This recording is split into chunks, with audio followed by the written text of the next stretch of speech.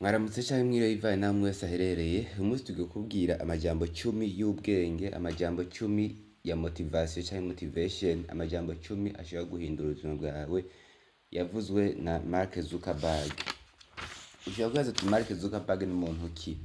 Ukaba ukoresha Facebook, Instagram, WhatsApp, menye ko ivyo vyose vyashinzwe na MARK ZUCKERBERG, umunyamerika. Numwe mu bamiliyarderi bakiri bato cyane, afise imyaka 40 gusa, ko yavuze mu 1984. Gukora Facebook byaramugoye kuko Facebook yayihereye mu cyumba, ndetse mu nyuma agenda atera imbere buke buke.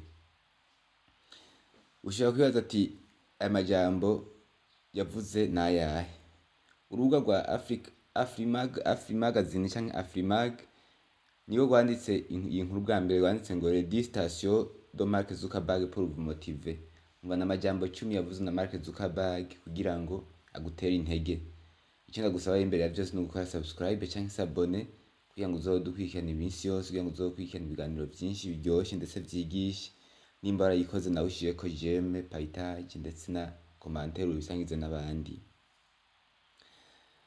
Ijambo rya mbere rikomeye ry'ubwenge Mark Zuckerberg yaravuze ngo mw'isi yihuta gutera imbere, uburyo bwenyine bwo kunanirwa byihuse no gutinya gufata canke kudafata amariski.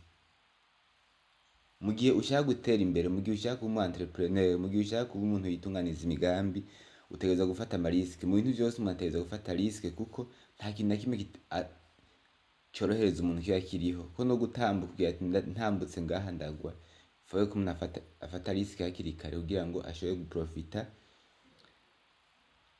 iterambere, kuko inyuma ya riski haba hinyegeje opportunity. Iminsi yose uzokumva ugomba gufata riski, menya yuko inyuma ya riski iminsi yose haba hinyegeje opportunity. Kandi inyuma ya grande risk umenye yuko hariho nini grande opportunity nyuma. Ijambo rya kabiri yaravuze ngo Facebook nayikoreye mu cyumba cy'uburyamo, bisigura ko hariho hose ushobora gukora ibidasanzwe n'ubwo busanzwe. Facebook yayikoreye itanguye mu cyumba, ariko Facebook yaramaye ku isi yose, bikoreshwa n'abantu n'amamiliyaridi, kandi abo bose baraminjiriza mu buryo canke buriya baminjiriza amafaranga. Rero aho wowe uri hose, uko wowe uri kose, ushobora gukora ibidasanzwe nawe usanzwe uri usanzwe, maze ugahinduka udasanzwe.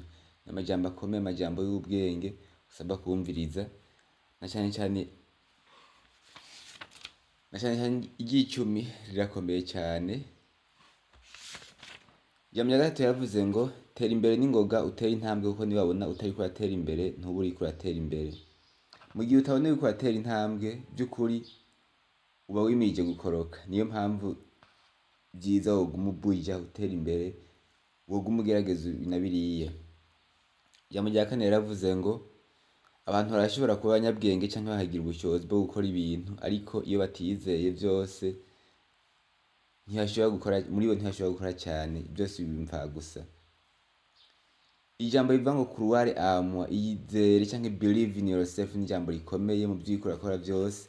Utegereza kwiyizera, ukizera ingufu zawe, ukimenya wowe nyine, ugashobora kwiyizera, ndetse ukaba na source de motivation yawe, kuko abantu bo bashobora guca intege.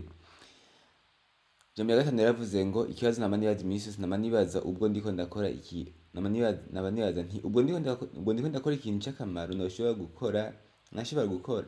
Iyo nsaze ntariko ndakora ku ngorane nyamukuru, icyo nashobora gutera ngo ikemurwe, sinumva ko merewe neza, ku buryo mbona nkuhaye arata umwanya. Nivyo, iyo umuntu arakora ikintu ibaza ati mbega ikintu mpaye nkora ni icy'akamaro, kuko kenshi tubakora ibintu bitagira akamaro, kenshi tubakora ibintu bitaco bitwungurira, haba mu bwenge canke mu mafaranga. Niyo mpamvu rero hawe wo kuraba ati mbega ikintu mpaye ndakora ni icy'akamaro.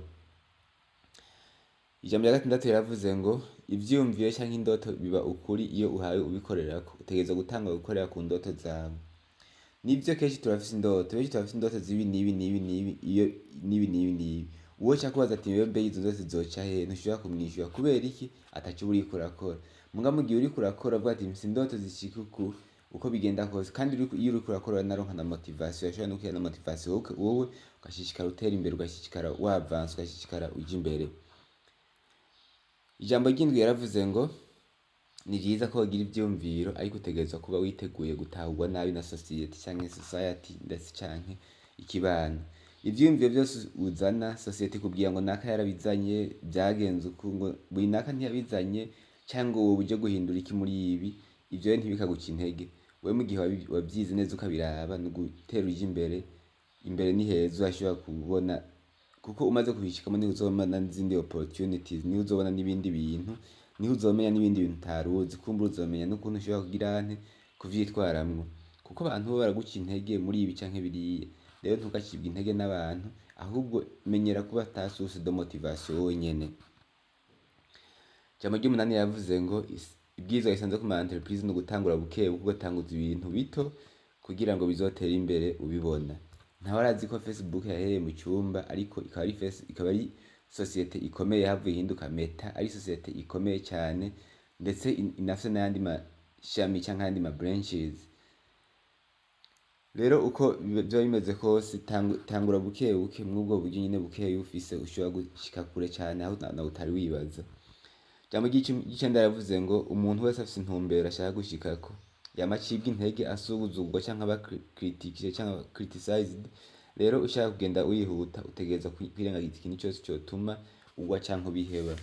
Nivyo mu vy'ukora ko byose utegereza kwirengagiza ico kintu cyose cyotuma ubiheba. Nimba ari umuntu ashaka ubona ko ashaka kuzanya mu nzira itariyo ukabiheba, ukamuheba mu kibandaniza ivy'iwawe.